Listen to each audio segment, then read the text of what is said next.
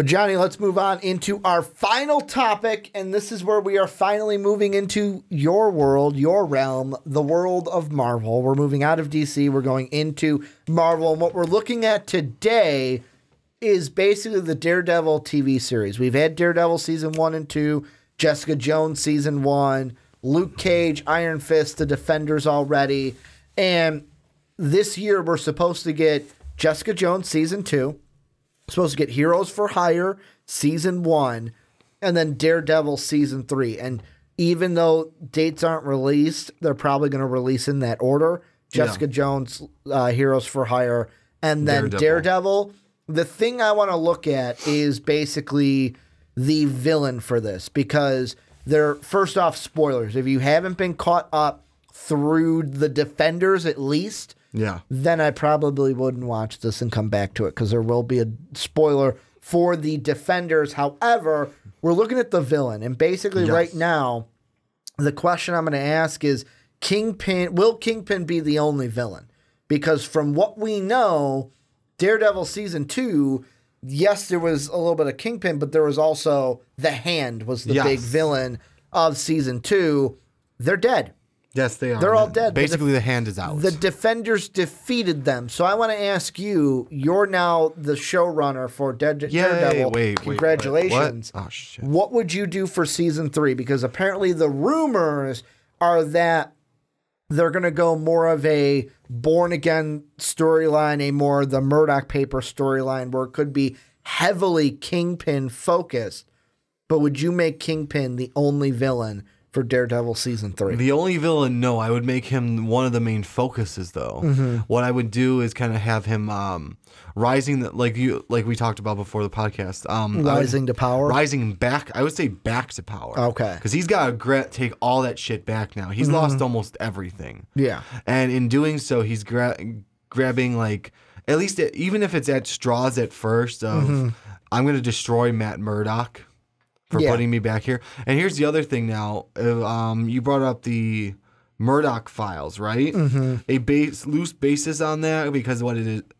Why don't you tell them real quick what it is? It's synopsis. So the Murdoch Papers is basically, while Kingpin was in prison, he had thought to have, like, oh, I know who Daredevil is, and he called them the Murdoch Papers. So it's basically the storyline of Kingpin learning that Matt Murdock is Daredevil, and then threatening and working a deal with the FBI to, I'll let you know who the hell, who's the devil of Hell's Kitchen.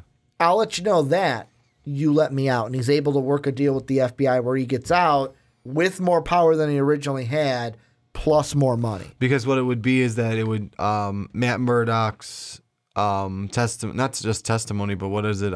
His testimony. His testimony as a lawyer. Because what they're thinking is, in the series, in the season, could they make it to where Matt Murdock is not present at the trial for some reason, because of maybe something that happened while he was being Daredevil? Yep. And because he wasn't present at the trial, Kingpin was able to get off, and that gets him out. Because he did threaten Matt Murdock to where he's going to come after him and Foggy, because they put him behind bars. Well, here's the thing now is Foggy doesn't work with Matt anymore. Nelson and Murdoch anymore. And unless Foggy decides to take up the case, Murdoch's missing. He's presumed dead at the moment. Yeah. As the season ends, and we already warned you about spoilers, so I'm not worried about that anymore. Yeah. So he's right now he's presumed dead. So unless he makes his comeback really early in the season, basically the case is almost null and void at this point, unless, again, like we said, someone comes and takes it up, and a good lawyer, or else we're just going to have an attorney come and just say, hey, they could get like a botched attorney, or even hell, he's got a little bit of money left over. He can just get like someone he wants in there to fudge the case. And that's one of the things, I mean, we watched Emergency Awesome talk about this before the podcast. And what he mentioned, and this is one thing I wanted to bring up, was now that the Hand is dead, basically it creates the problem, not the problem, but a situation for opportunity to where if Kingpin wanted to, there are thugs, there's money, there's an opportunity to you work for me now. Yes. Now, the thing that I'm also looking at is it creates the opportunity for another influence to be brought up into kind of this whole world. And I don't know if you make it to where Kingpin's that only opportunity. He's able to get out because Matt Murdock is dead. Let's be honest, if there's a Daredevil season 3, Matt Murdock's coming back. But you look at it as, will Kingpin be the one to take over those thugs? That's where he gets some of his muscle. That's how he rises to power. And where we get, because right now we don't have the true version of Kingpin. No, not yet. Not at least not the one we know. I really think by the end of season 3, we get that true comic book. Like white suit, Kane, King, like he is the Kingpin. Mastermind of Hell's Kitchen. Yeah. What I wouldn't be surprised, and this is, I am going to throw a little bit of a curveball at you. Okay. You ready for this one? Okay. What if we saw the villain, and I don't know if you're familiar with this, you're more of the Marvel guy than I am. Do you know who's Death's Head? Do you remember who that is? Do you want to know his alter ego? Go ahead. Dr. Paxton Page. What if we get because here's another thing. And I saw this in an article that apparently they're toying with the idea of a Karen Page spinoff. Oh, okay. Which I thought completely horrible idea. Don't give me like Karen Page to me is not a person that you give an entire season to. Mm-mm. She is somebody that is on like in The Punisher. She's in Daredevil.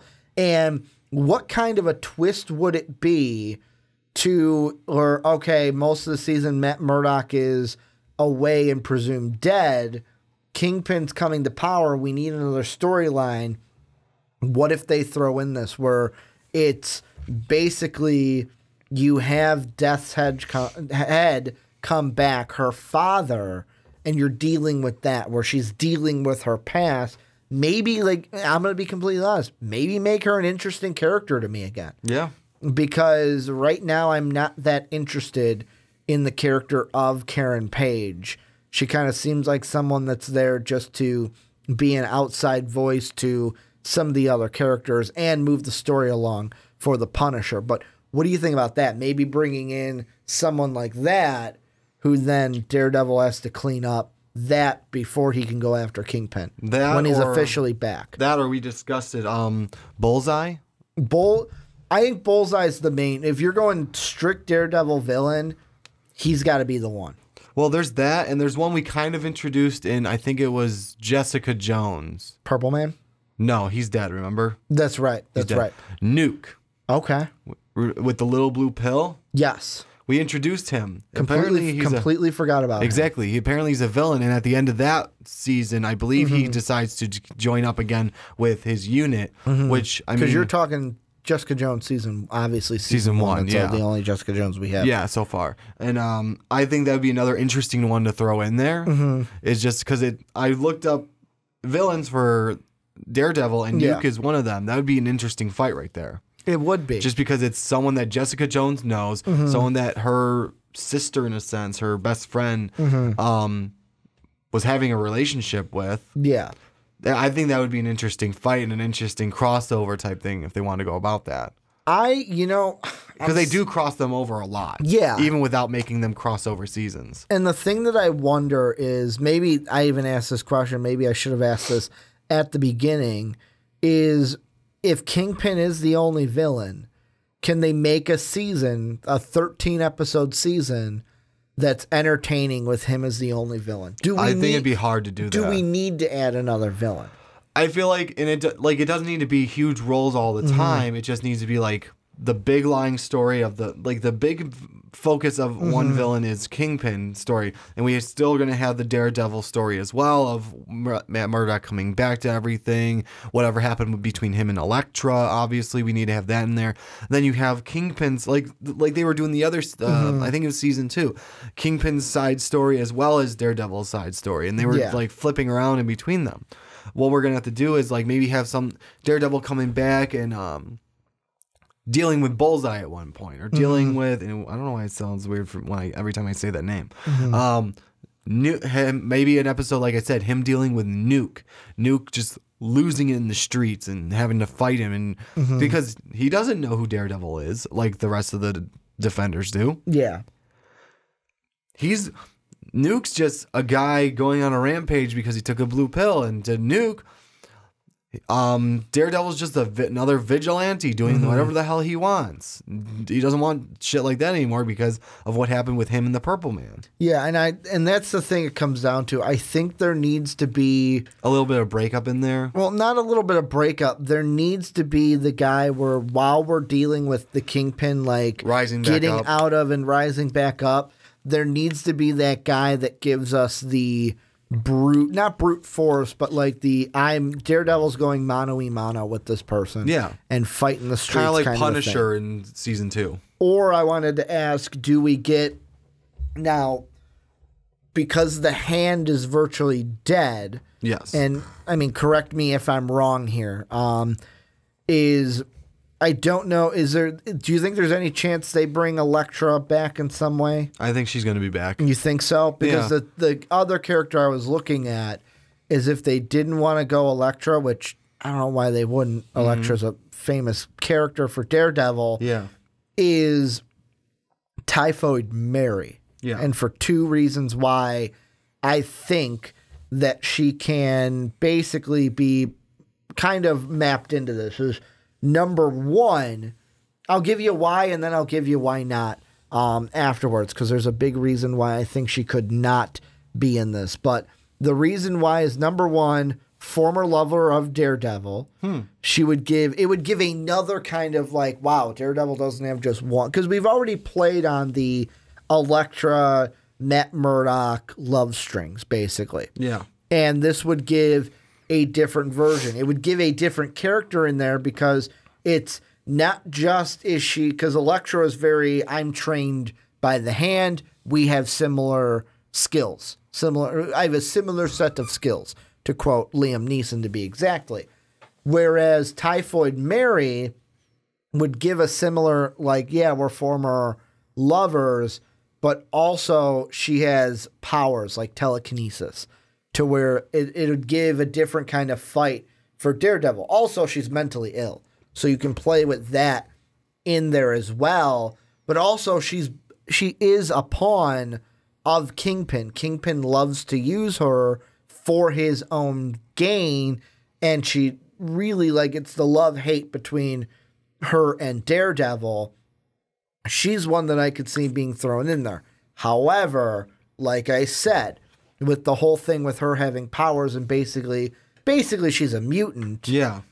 Can Marvel do her right now, or would they have to wait until the Fox Disney deal isn't set? Because I don't know, because she's a mutant, I don't know if she falls on the side of X-Men, or if it's like, hey, you know what, she's a Daredevil villain, they would be able to use her, but they couldn't say mutant. Maybe that's why they're waiting to put in Daredevil last in that sequence too, because maybe that by that time it should all be like set to come through. That's the thing, though. Like, let's say Daredevil, like we're thinking, is going to come out late fall. Yeah, you got to film, like, and they're already, I think, filming to where I don't think you would be able to add her. Now, do I think they add her? No, I think they completely scrap it. We're not even gonna do that, but I think she would be an interesting character, maybe for the future. Yeah. Like, because you get that love-hate. Maybe she's one where after Kingpin is in power and it's a season 4 type thing, she's a character you introduce. Yeah, I mean, this would be a great season to put her in, but and this is I'll set it up in a minute.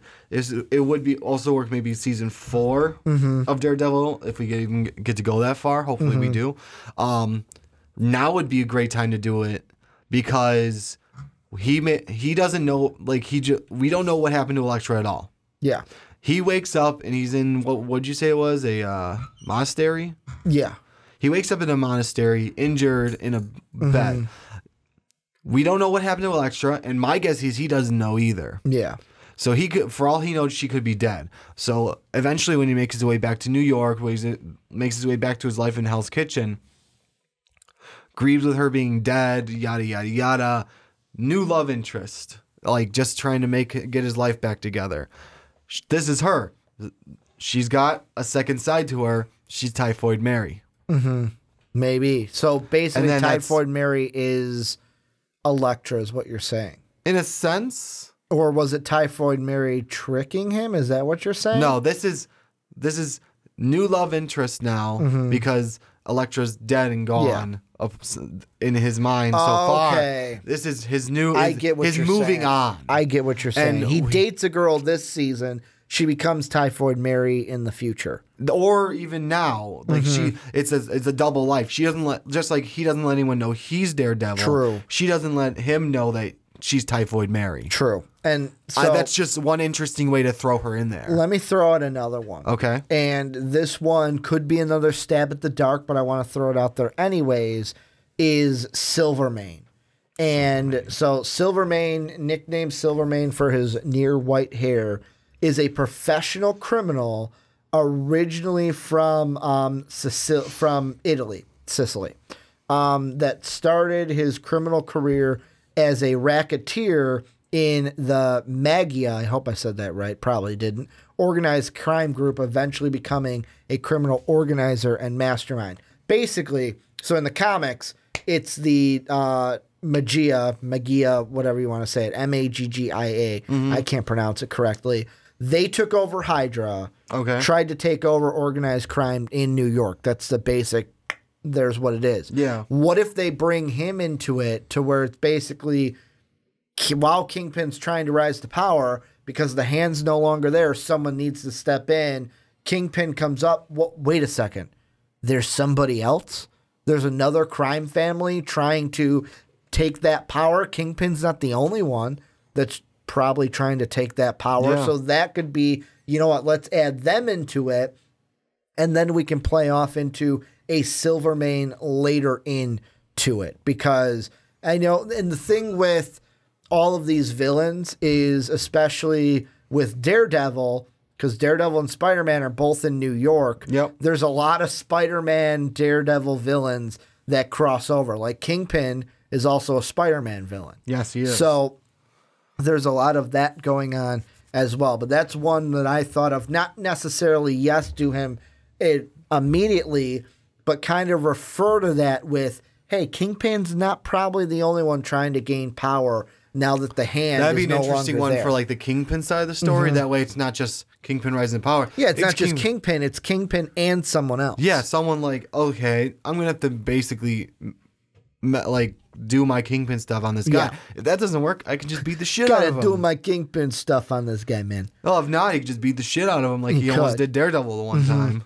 Well, that's the thing I liked about season 1 of Daredevil, how brutal Kingpin was. Like, I remember put the guy in the car door and just right there, or there was one where it's like, I'm going to take your hand and put it right on the fence. Yeah. I still remember that one. That one kind of shook me a little bit.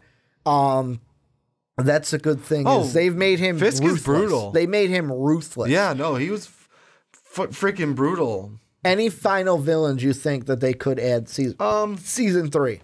Not that I can think of offhand, but it would be kind of cool. Remember from, and this is probably pulling stuff that they're not going to pull from. Okay. Spider-Man, the animated series we used to watch as kids. Yeah, the 90s. Remember Smythe, his assistant? I don't. Pulling some storyline from him. Maybe. And from him and his son, I believe, are the two that he ties in with. This would be more so when he actually kind of rises to power at that point. Because he would have the assistant, and he would be true Kingpin. Like, we haven't gotten. But that'd be cool to eventually Kingpin. start throwing in there some of that storyline with him and Smythe and all that stuff. You know what? Now that you're saying it, I'd have to look. I'm going to look it up on YouTube after this. Yes. Because I'm trying to think. I recently, too, did watch an episode of that Spider-Man. I think it was the Venom one. Okay. Because it was the one with the bell and it rings and then it comes off of Eddie Brock and goes away. That's the episode that I watched recently. But final thoughts? I think that was I think I already asked you final thoughts. Yeah, no, final thoughts. That's about it. I just wanted to throw that one out there. And this is, like I said, that would be more of a season 4, though. But let us know what you guys think down below. What do you think they're going to do with season 3? Will Kingpin be the only villain? Will we be surprised with someone? Let us know what you guys think for Daredevil season 3. down below in the comment section. But that is going to do it for the Rick and Johnny podcast. A little bit of housekeeping here at the end. Number one, if you loved what we do here on the podcast, make sure to check out patreon.com/most valuable podcast. We have different tiers for you to help support us, make sure that we can do the things that we love to do for you guys. At the $10 tier, you want to join a Rick and Johnny podcast, you can join the $10 tier, be on a podcast each and every month. You are at that tier. Also, we're selling MVP t-shirts, getting a couple of them out the door. $22 including shipping. All that information is available in the description. And then last but not least, mostvaluablepodcast.com. Check it out if you have not. And if you're on iTunes, you have an iTunes account, please go and give the Rick and Johnny podcast a 5-star rating. And if you listen to the Onside Kick the Primetime podcast and the Fast Break, go ahead and give us a 5-star rating there as well. I want to thank you guys for either watching and or listening. Johnny and I will be back next week. But as always, have a good day, everybody.